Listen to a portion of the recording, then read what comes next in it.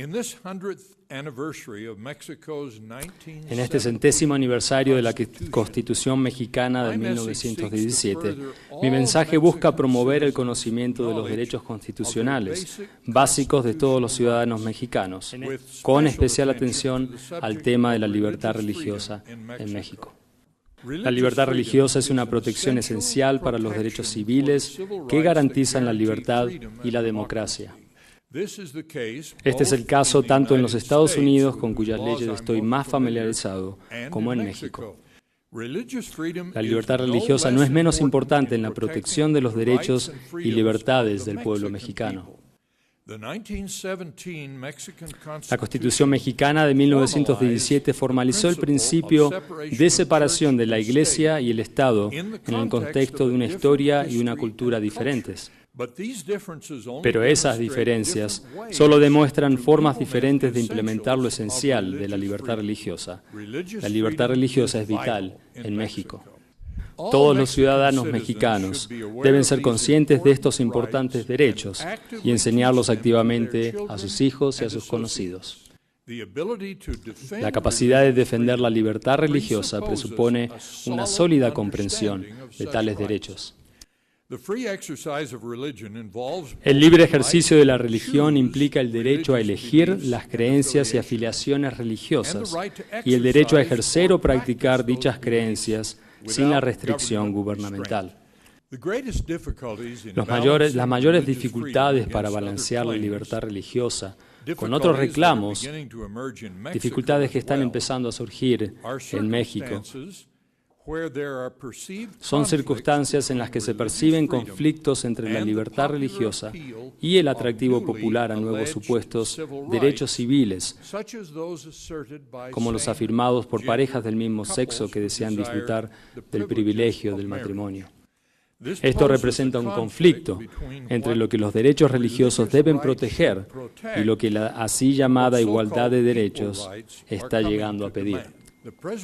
La preservación de la libertad religiosa depende de la comprensión pública y el apoyo a esta libertad vital.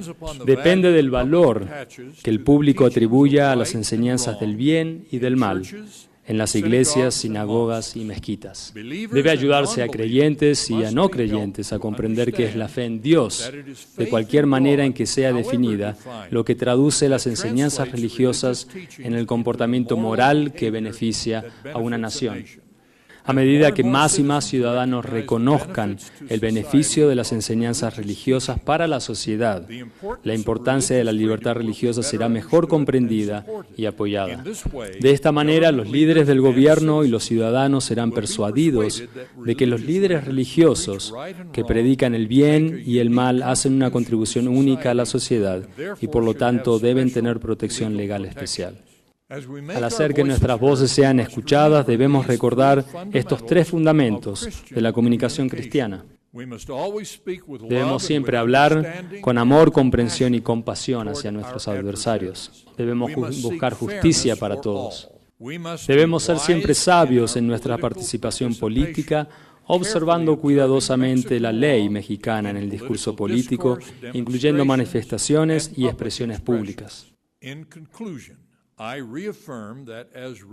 En conclusión, reafirmo que como personas religiosas debemos insistir en nuestro derecho constitucional y deber de ejercer nuestra religión, en votar de acuerdo a nuestra conciencia en asuntos públicos y participar en las elecciones y en los debates en la tribuna pública y en las cortes.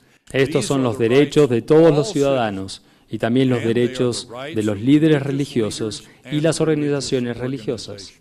En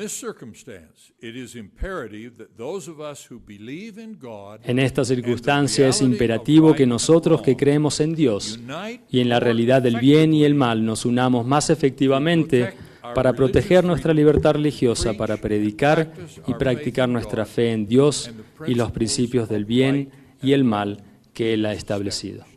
Dios nos bendiga para que podamos hacerlo.